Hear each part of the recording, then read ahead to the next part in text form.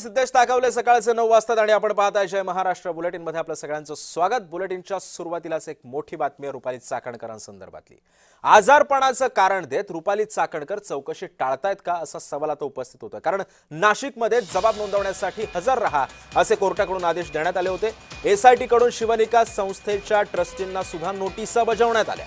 रुपाली चाकणकरांसह 11 आजीमाजी ट्रस्टींना आदेश देण्यात आले। सुषमा अंधारे, रुपाली ठोंबरे पाटलांनी सुद्धा कारवाईची मागणी केलेली आहे।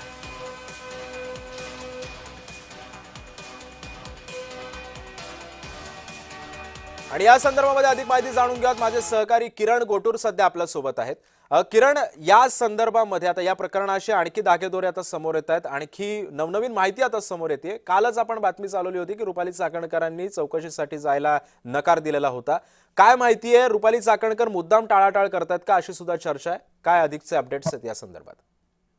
सिद्धेश, या सगळ्या प्रकरणामध्ये आतापर्यंत अशोक खरातवरती 10 गुन्हे दाखल झालेले आहेत। सगळ्या वेगवेगळ्या अँगलनी तपास जो आहे तो एसआयटी कडनं केला जातोय आणि त्याच अनुषंगाने या जे अशोक खराचं जे ट्रस्ट आहे, शिवनिका ट्रस्ट, खरं तर या ट्रस्टच्या आजीमाजी 11 विश्वासांना सुद्धा एसआयटीने नोटीस बजावलेल्या आहेत अशा पद्धतीची माहिती सूत्रांची आहे। आणि मागच्या काही महिन्यांपूर्वी या ट्रस्टवरती रुपाली चाकणकर सुद्धा विश्वस्त होते, सदस्य होते अशा पद्धतीचं माहिती आहे। आणि त्यांना देखील जे एसआयटी कडे नोटीस बजावलेली आहे आणि त्यामुळे ते काल चौकशीला येतील अशा पद्धतीची माहिती होती, पण ते काल आले नाहीत। आज तरी ते चौकशीसाठी म्हणजे हे जबाब नोंदवण्यासाठी नाशिकमध्ये येतात का हे बघणं महत्वाचं असणार आहे। आताच काही दिवसांआधी रुपाली ठोंबरे पाटील असतील किंवा सुषमा अंधारे असतील, हे दोघंही नाशिकमध्ये आलेले होते। या सगळ्या प्रकरणामध्ये रुपाली चाकणकरांना सुद्धा सह आरोपी करून त्यांची चौकशी करावी अशा पद्धतीची एक मागणी केलेली होती।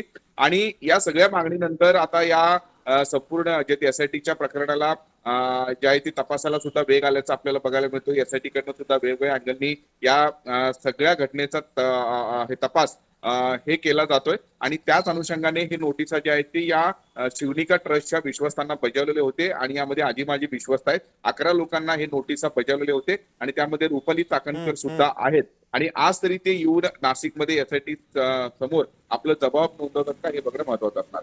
नक्कीच किरण, त्यामुळे एकंदरीतच आता या सगळ्या प्रकरणाअंती नेमकं काय माहिती समोर येते, रुपाली चाकणकर चौकशीला जातात का हे सुद्धा पाहणं महत्वाचं ठरणार आहे। धन्यवाद आपण दिलेल्या सविस्तर माहितीबद्दल।